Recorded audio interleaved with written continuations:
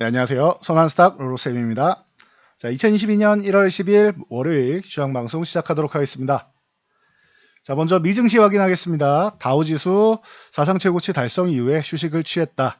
최근에 금리 인상, 조기 금리 인상에 대한 얘기가 나오고 있는데 다우지수는 상대적으로 양호할 것이다. 작년 4분기부터 계속 말씀드렸습니다. 이유는 나스닥은 기술주 중심이기 때문에 이제 금리가 인상되면은 부담되는 요인이 있지만 다우지수에는 이제 금리 인상에 대해서 부담되는 종목 외에 수혜를 받는 업종들도 충분히 있다. 금리 인상 수혜주들이 다소 포진되어 있기 때문에 다우지수는 나스닥 대비해서 강하다라고 꾸준히 말씀을 드려왔는데 지금도 확인이 되실 겁니다. 다우지수는 뭐 횡보하는 모습을 보였고 뭐 양호한 흐름이다. 사상 최고치 돌파 후에 그냥 휴식을 취하는 정도로 모양이 아주 예쁘죠. 그에 비해 나스닥은 이제 15,800포인트 요 구간 올라왔을 때도 저희가 이렇게 올해 첫날이었죠.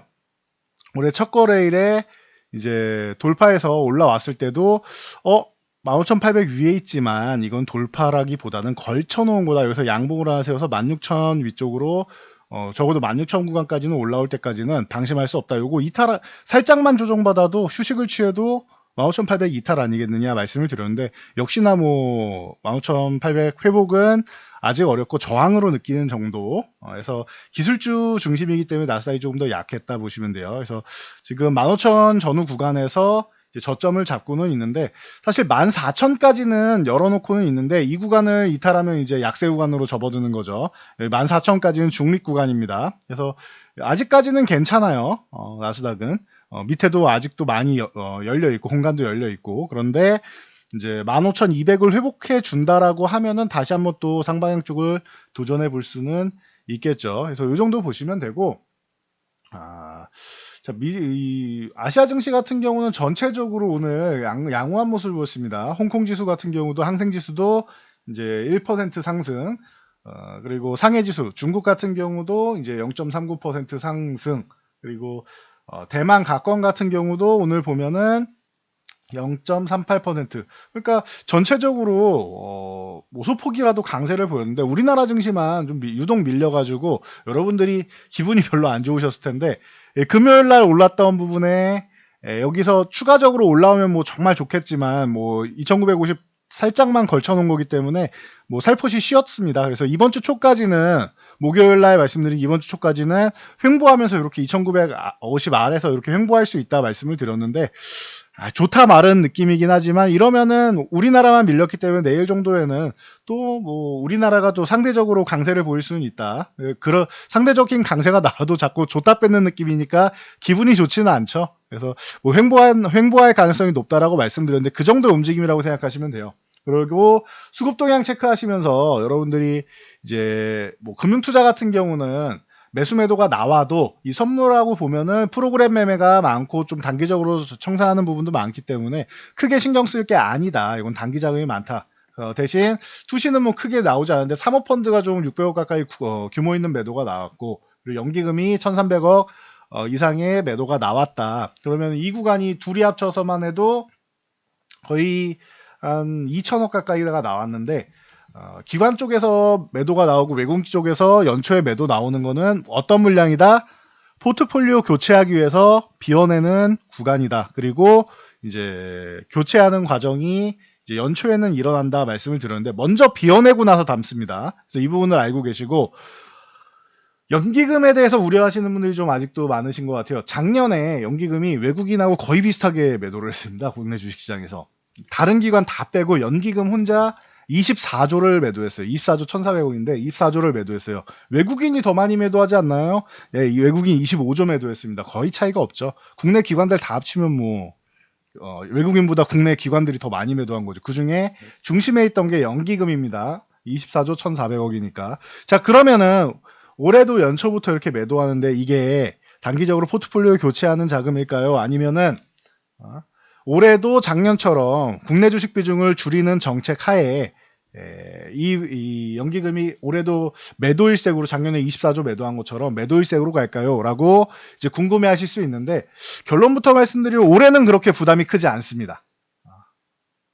이게 여러분들이 이제 알고 가실 만한 얘기인 것 같아요. 올해는 그렇게까지 뭐 부담이 크진 않다라는 정도로 보시면 될 것 같아요. 자, 이게 왜 그러냐?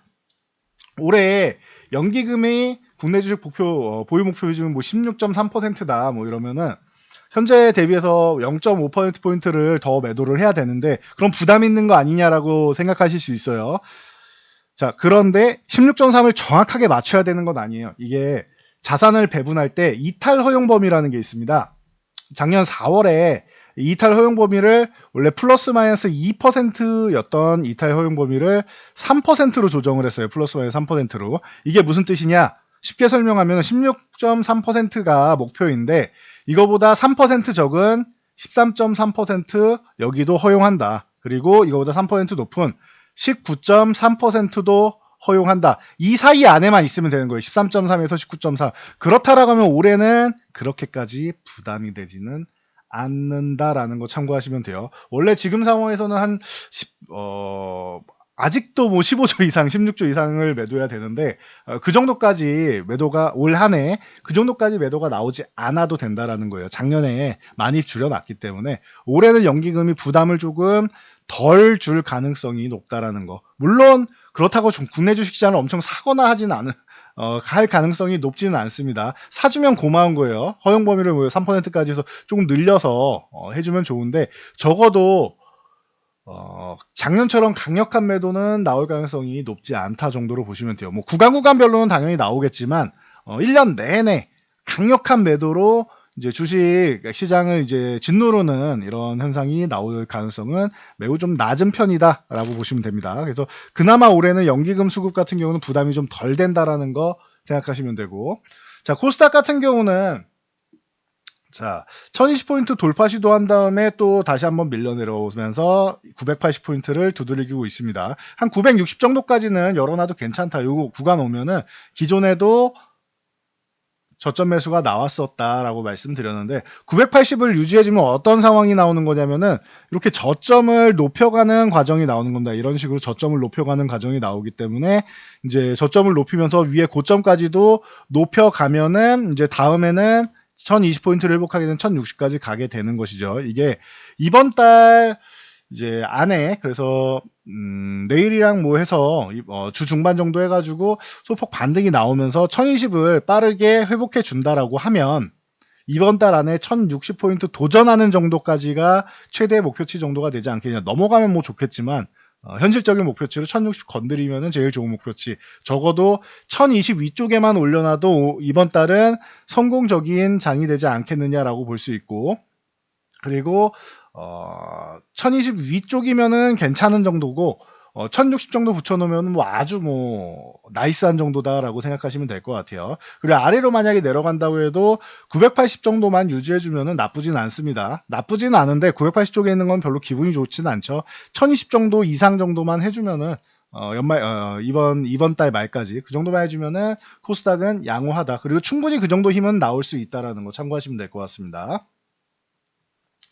자, 오늘 전체적으로 뭐 시장이 좀 흔들렸기 때문에 삼성전자 같은 경우 장중에는 이제 그 1% 이상, 1% 중반 정도의 하락을 보였지만 아랫꼬리를 길게 달았습니다. 저점 매수 정도는 나온다라는 거예요. 그래서 8만 원에서 저항, 위쪽에서 저항을 한번 받았지만 이렇게 바닥을 형성하면서 다시 한번 힘을 모으고 있다라는 거. 추가적으로 뭐 급락이 나오면서 뭐 아예 강하게 뭐 ASML 공장, 독일 공장에 이제 화재도 나고 했었는데 일부 영향은 미치지만 이제 이게 뭐 절대적으로 이제 반도체 생산량 그 노광 장비 쪽으로 문제를 아주 크게 만들지는 않을 거다라는 전망 정도가 좀 우세해요. 막 60평 정도의 불난 거라고 하니까. 그래서 참고 정도 하시면 될 것 같습니다. 그래서 삼성전자 같은 경우는 아래로 좀 내려주는 힘이 있긴 했지만 뭐 양호하다 정도로 보시면 될 것 같고.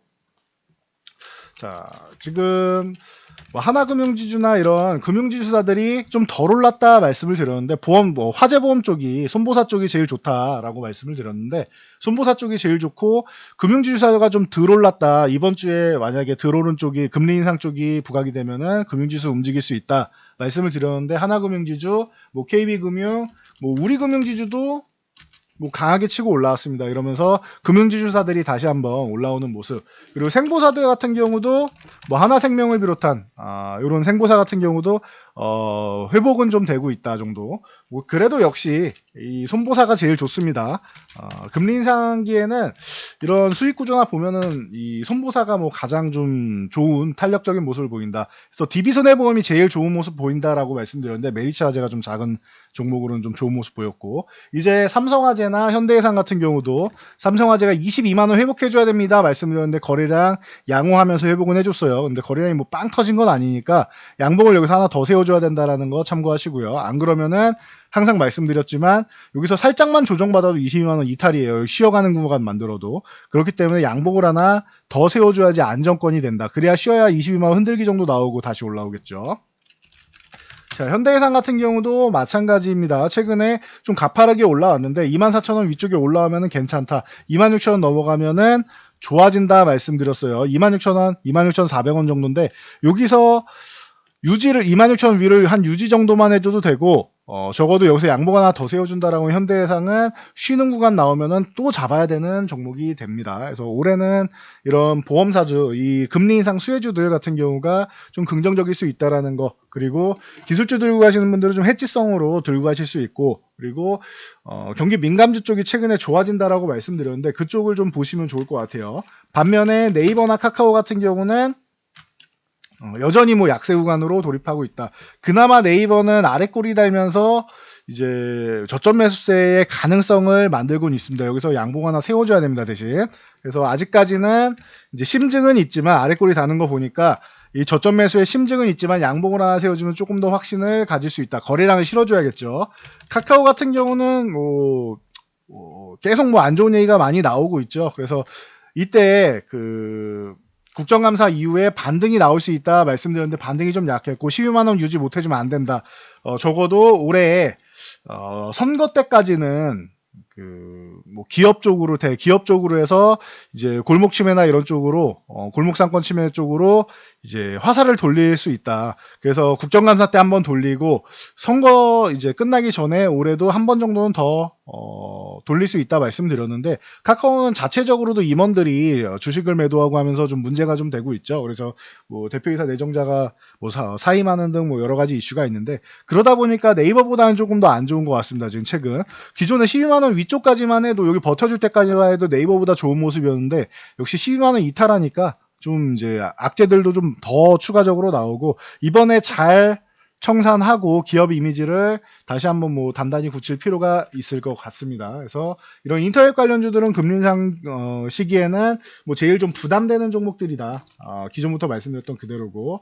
자, CES가 끝났습니다. 로봇 AI, 인공지능 등등 여기에 제가 뭐 플라잉카 쪽 같은 경우도 이슈가 올해는 좀 얘기가 나올 가능성이 높다. 이걸 전체적으로 뭐 스마트카 쪽으로 들어갈 수 있다 말씀을 드렸는데 뭐 아지넥스텍부터 시작해서 로봇 관련주들이 죽지 않고 있어요. 로봇 관련주, AI, 인공지능 관련주 이런 쪽이 순환매가 아직도 돌고 있습니다. 아지넥스텍 같은 경우도 이제 고점 돌파해서 오늘까지 뭐 좋은 모습 보였고 SP 시스템즈 같은 경우도 이제 다시 한번 뭐 좋은 모습 보였는데 고점에서 이제 12,000원 구간을 돌파하지 못하고 쪼르륵 밀려 내려오고 있습니다. 그래서 12,000원 돌파할 때 보시거나 아니면은 아예 10,000원 아래쪽에서 쉴 때 보시는 게 맞는 것 같습니다. 그래서 가격적인 메리트를 보거나 돌파할 때 좀 더 강할 때 보는 게 맞는 것 같습니다. 최근에 너무 많이 올라서 12,000원 또 한 번에 넘어가면은 이제 거래 정지될 수 있으니까 그거 참고하시고요. 과열 종목 지정되지 않게끔.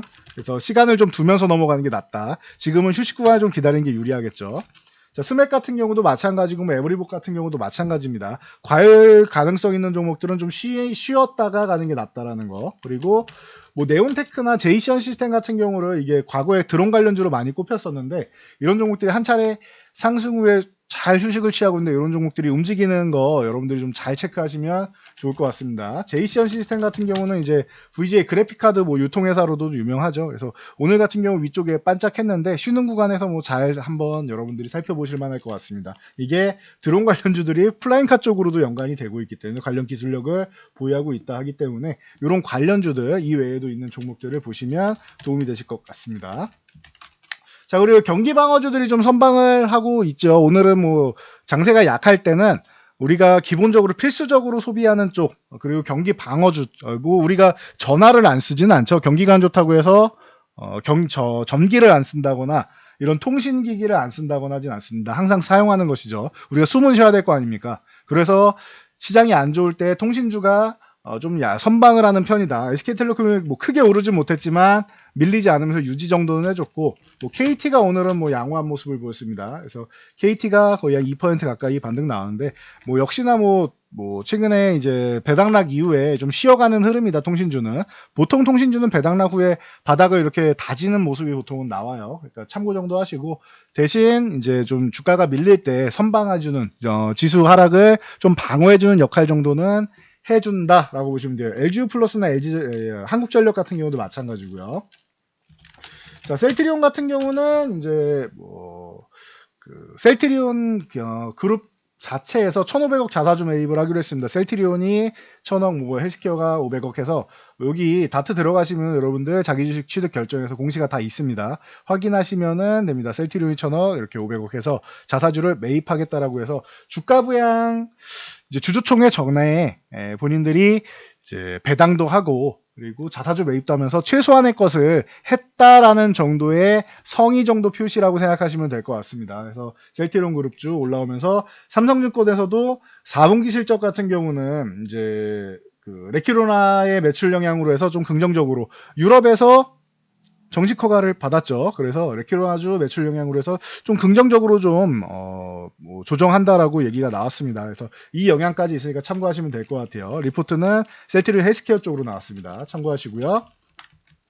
천연가스 가격 얘기하면은 저희가 기존에 러시아랑 우크라이나 전쟁에서 관련해서 12월에 영상 따로 하나 올려드렸죠. 확인하시면은 GSE랑 대성에너지 쪽이 좀 움직임이 나올 수 있다. 거기 SH 에너지화학 정도까지 움직임 나올 수 있다 말씀드렸는데, GSE가 보통 가장 크게 움직이고 그 다음 대성에너지, 그리고 SH 에너지화학 같은 경우는 오늘은 이제 움직임이 없었는데 기존에 양봉 하나 세워놓고 이렇게 수렴하면서 좀 쉬는 모습을 만들고 있습니다. 그래서 1,100원을 넘어가야지 SH 에너지화학은 좀 움직임이 나올 수 있다라는 거 참고하시면 될 것 같습니다.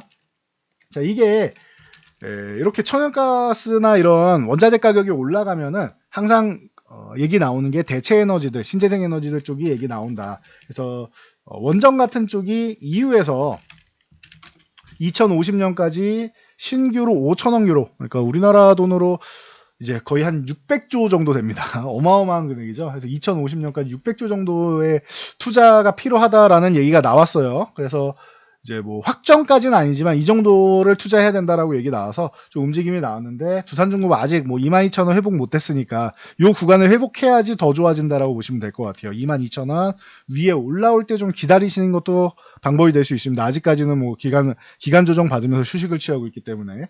그 외에 한전기술부터 시작해서 오늘은 뭐 우리기술이라던가 보성파워텍 뭐 이런 종목들이 그동안 좀 많이 소외돼 있던 종목들이 좀 많이 움직였고, 한신기계나 일진파워 같은 경우도 좀 움직임이 나왔다 보시면 될 것 같습니다. 그 외에 하나솔루션 같은 경우도 최근에 지난주부터 해서 말씀을 드렸는데 워낙 뭐 많이 밀려있고 여기 있을 종목은 아닌데 좀 과하게 쉬었다라고 말씀을 드렸죠.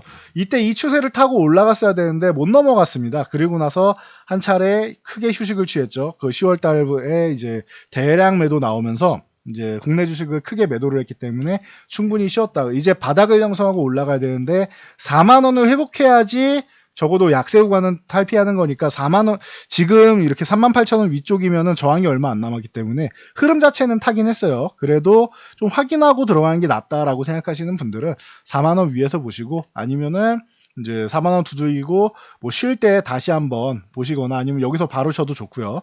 그래서 쉴 때 보시거나 아니면 4만 원을 아예 넘어간 다음에 보시면 될 것 같습니다. 그래서 가격을 투자할 거냐 아니면은 시간을 투자할 거냐 정도로 보시면 될 것 같아요.